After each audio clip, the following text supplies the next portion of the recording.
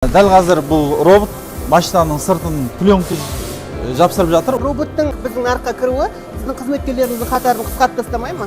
Ол детейлинг центрі сұранысқа ие. Қазіргі нарықта дәл осы қызмет қаншалықты сұранысқа ие деп ойлайсыз? Өте керемет сұраныс болады. Алматыда енді бұйыртса түрлі түсті көліктердің санын көбейтеміз. Қол болсаң қолыңда, құл болсаң төбеңде, ойнайды тұрғаншы рухыңнан төгелме. Кеудеңді керіп жүр, ескі жау ел болмас. Қазақ боп туғансың, қазақ бол өлерде бе. Алматыда, дұрысы Қазақстанда аналығы жоқ бизнестің тұсауы осылай кесілді. Автоспейс детейлинг орталығы ашылды. Дәл осындай бизнес біздің елге әлі келген жоқ дейтіндейі бар екен. Себебі көлігіңіздің сыртын роботтың сылап сипап жатқанын әлі ешқайсыңыздың көрмегеніңіз анық. Қазір өздеріңіз көріп тұрғандай, осы жердің қызметкерлері робот техникаға суларды қойып жатыр. Ол орналасып су бекітілгеннен кейін мына көліктің үстіне бүркіп, дәл солай бояуды да себу әдісі солай қолданылады. Автоспейс детейлинг орталығында бір оқпен екі қоян атуға болады деуге болады. Себебі әрі көлікте түскен сызаттарды қорғауға арнайы дизайнмен қаптайды, әрі көлікті белгілі бір түске бояуға болады. Озық технология, оның ішінде робот қызметкер туралы толыққанды айтамыз әлі. Себебі бірнеше адамның қызметін бір өзі атқарып, ол үшін шаршап қалмай-ақ аз ғана уақытта үлкен іс тындыратын темір қызметкер туралы айтар ақпар көп. Тұсаукесер рәсіміне қайта оралайық. Қазақ бизнесіне жаңашылдық әкелген Автоспейс детейлинг орталығы елге жаңа қызмет көрсетеді деп көпшілік қуанып жатқан сәт, Жұмахан әкейдің шаңырағында да ақ түйенің қарны жарылған күн. Ұлы Құмар Жұмахан дәл осы кәсіптің негізін қалап жатыр.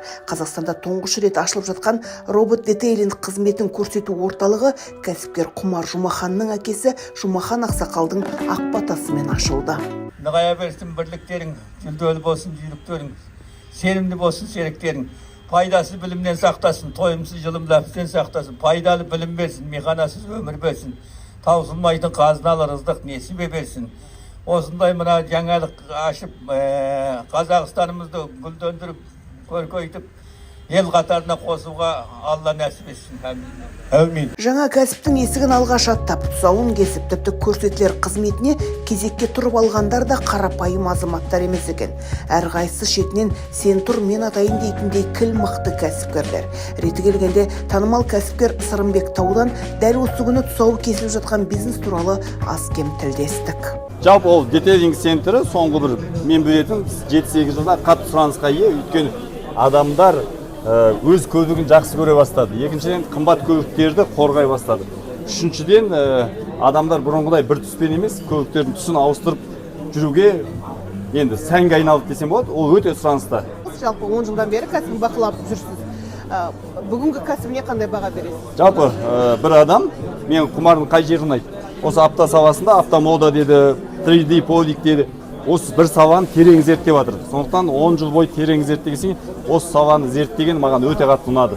Неге десеңіз, әр саланы жетік зерттеп, өзінің маманы болған адам жетістікке жетеді. Сондықтан мынау жаңа әкелген дүние Қазақстанда жаңаша.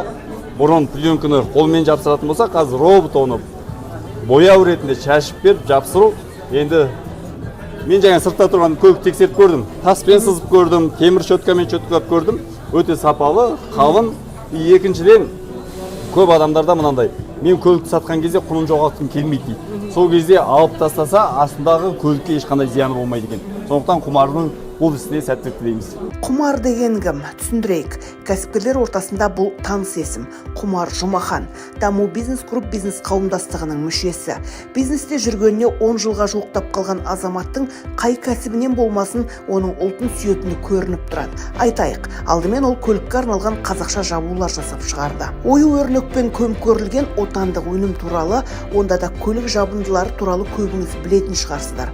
Автомода жауапкершілігі шектеулі серіктестігі компаниясының негізін қалаушы.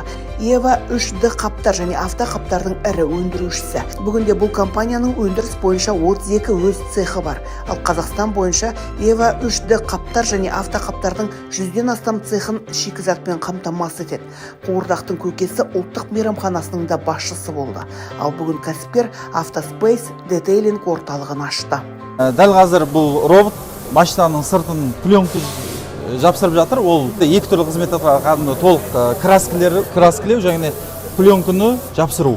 Бұл камераның ішінде артықшылығы ол ертең алынып тастай алатындығында, сонымен қатар бұл жерде жаңа дәлдік, жылдамдық, адам денсаулығына ешқандай қауіпсіз. Мысалға, денсаулығына зияны жоқ процестерді адамдар атқарады, ал химия ғой, ол краска, пленка болсын, оның бәрін робот жүзеге асырады, оның жылдамдық сапасы. Яғни бір көлік сіздердің орталыққа кіргеннен кейін қанша күнде дайын болып шығады толыққанды? Бізде толыққанды процесс 10 сағатқа арналған. Әдетте қолмен жасаған кезде тура осы жұмыстар 2-3 күнге созылатын болса, бұл жерде машинаны кіргіземіз, есігін жауамыз, дайын болған кезде алып шығамыз болды. Жалпы детейлинг бұл жаңа автомобильді бастапқы қалпында сақтауға, ал жүрілген автомобильді жаңа автомобиль жағдайына жеткізуге көмектесетін жоғары технологиялық процедуралар кешені. Ал бұл қызмет роботпен әрі сапалы атқарылатынына қоса қуантады. Автоспейс детейлинг орталығының алдына арнайы осындай көлік қойып қойған. Көлікті заттардан қорғауды қалай қорғайтын қазір көрсететін боламыз. Өзіміз тест-драйв жасап, сызылды. Яғни мына сызық көліктің өзіне түспейді деген сөз, кез келген сызық, қараңыз. Дәл осылай бұл орталыққа келіп, сіз де көлігіңізді арнайы дизайнмен қаптатып, қорғап алуыңызға болады. Яғни көлікті сызаттардан, ұзақ соққылардан қорғап, кез келген дизайнмен қаптап береді. Сонымен жақын күндері Алматы көшелер автоматтандырылған бояу шашу тәсілі, броне бояу, жылдам кептіру қызметтерін ұсынады бұл орталық. Түрлі түсті сұйық пленкамен қапталатын инновациялық материал арнайы құрылғымен жасалады. Көлік нығыз, бірақ алынып тасталатын жабындымен қапталады. Жалпы қанша түс болады? Қазір біздің артықшылығымыз, мысалға, әдетте нарықта бар пленкаларда ол бір арнайы бір түстер болса, біз адамның қалаған түсін шығара алатындығымызда. Біздің ол басты ерекшелігіміз. Әдетте красканы сіз қандай көлігіңізді бояғыңыз келеді, біз дәл сол түсті пленка қылып жапсырып бере аламыз. Яғни біз енді қала көшелерінен дәл бір басқашалау түс көрсек, ол сіздің орталықтан шықты дейсіз. Иә, Алматыда енді бұйыртса түрлі түсті көліктердің санын көбейтеміз. Жаңа орталықтың ашылу салтанатына мықты кәсіпкерлер келгенін айттық. Қазақстанға танымал экономист Мақсат Халық мырзаны да осы жерден көрдік. Көлік орталығының ашылу салтанатына Қазақстандағы мықты экономист және мықты сарапшы, қаншама қазақстандық кәсіпкерлерді дайындап жүрген оқу орнында оқытушы Мақсат Халық мырза келген екен. Жалпы біздің елге осындай орталықтар қаншалықты қажет, пікіріңізді білдірсеңіз. Рахмет, көп өте қуанып жатырмыз осындай орталықтың ашылғанына. Құмар бауырымыз бізде MBA бағдарламасының түлегі. Жалпы қазақстандық экономикада, қазіргі нарықта дәл осы қызмет қаншалықты сұранысқа ие деп ойлайсыз? Дәл осы қызметтің сұранысқа ие болатындығы қазір уақыт еншісінде деп айтушы едім. Қазір нарықта бұндай дәл осындай қызметті көрсететін детейлинг орталығы жоқ. Бұл енді бір жаңа инновациялық бағытта келіп отыр. Сондықтан да алдағы уақытта дәл осы қызметті пайдаланғысы келетін нарық тұтынушылары тіпті кезекке тұратын сияқты. Енді менің ойымша бұл көшбасшы ретінде бір бағыт бағдар және де жаңа кәсіпкерлердің осы салаға келуіне бір жол бастап жатыр деп айтуға негіз бар. Нарық енді өзін тұтынушыларын таба бастайды және де жаңа бір кәсіпкерлік бағытта, осы бағытта, детейлинг бағытында инновациялық ұсыныс алып келді деп айтуға негіз бар. Расында сұранысқа ие боларлық қызмет түрі бұл. Лента қиған кәсіпкерлердің қатарынан біз байқап қалған тағы бір мықты кәсіпкер Серікжан Өміржан менде сұхбат жазып үлгердік. Жаңа лента қию рәсімінде сол лентаны кескендердің бірі қазақстандық мықты кәсіпкер Серн Construction компаниясының негізін қалаушы Серікжан ағаны көріп қалдық.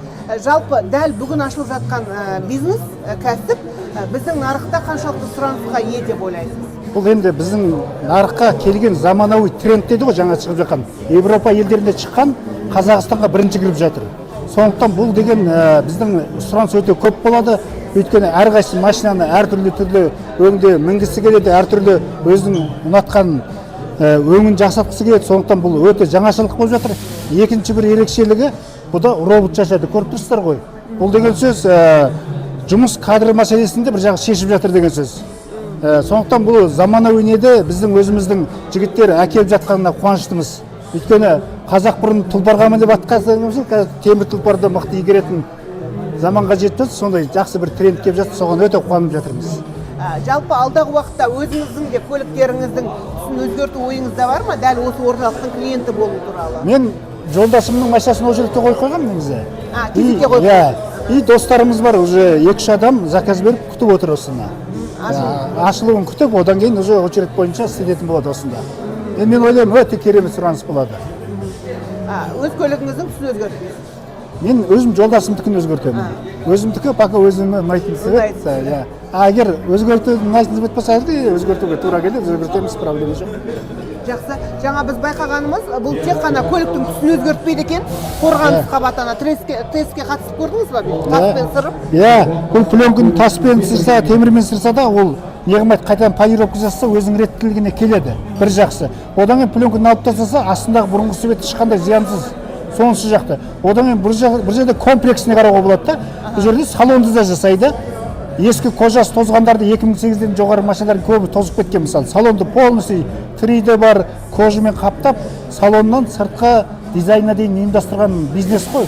Сондықтан бұл енді біздің Қазақстандағы өте ерекшелік деп айтуға болады кіріп жатқан. Осындай ерекше қызмет түрін көрсететін орталық бұл қызметті ұзақ зерттеген екен. Ашылу салтанатына дейінгі дайындығымызға 1 жыл уақыт кетті дейді кәсіпкер. Және әйгілі Range Rover және Infiniti орталығының жетекші шеберлерінен білім алып, кей маманды арнайы осында алдырыпты. Роботтың біздің нарыққа кіруі сіздің қызметкерлеріңіздің қатарын қысқартып тастамай ма? Жоқ, белгілі деңгейде қысқартуы да мүмкін, бірақ роботтың артықшылықтары ол жаңа дәлдік, сапа, жылдамдық бойынша өте көп артықшылықтары бар. Жалпы бұл бизнесті ашу үшін алдымен болжаныңыздар. Жалпы дәл осы қызметке қазір нарықта қандай сұраныс бар, қаншалықты жоғары?